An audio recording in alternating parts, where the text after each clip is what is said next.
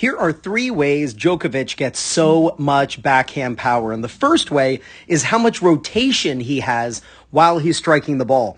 If we go right here, notice that the opponent can absolutely see Djokovic's back.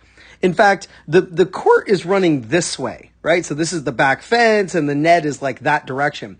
But notice the direction his shoulders are angled. He has rotated so much, and that turns into what? Uncoiling into the shot. So here we can see his back prior to hitting the ball. And then when he's done, we can almost see his back when he's done. That's how much rotation he has. So make sure on your two-handed backhand that you are feeling like you're turning your back to your opponent and then you are rotating into the shot. Now, the second thing I want to show you is where his racket is when he takes it back. If you are looking for maximum racket speed, it is probably not in your best interest to take the racket down low. Think Michael Chang, right? When you turn, you basically want your head and the racket head to be at a similar height. This is called two-headed monster, or 2 heads are better than 1.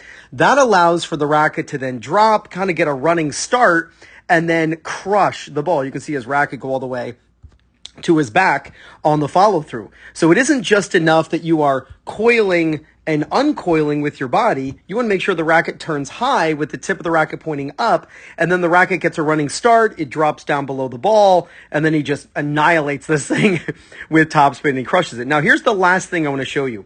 And this has to do with the timing of his backhand. So I want you to notice that as this ball is leveling out, after the bounce, right? The ball bounced and now it's rising and it's leveling out, that his racket head is still up. This is similar on the serve where there's a little bit of a lag where the racket is down and the ball is going up.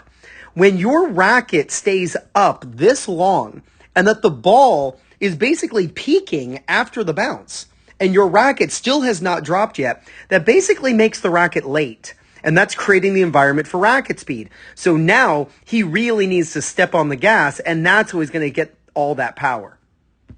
Now, the best way to practice these techniques is at home with a Topspin Pro. You can get a Topspin Pro using my link in the description. I'm also going to pin it in the first comment. I absolutely love the Topspin Pro, and I know you will too.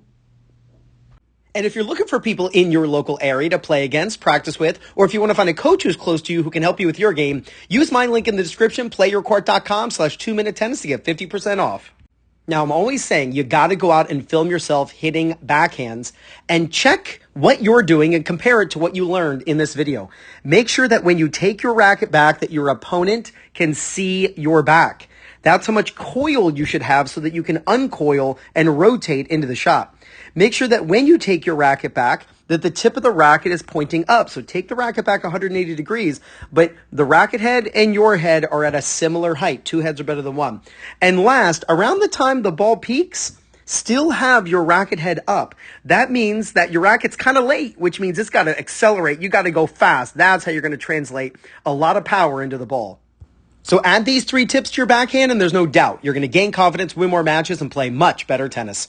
This is Ryan Reedy from 2minutetennis.net. You got this.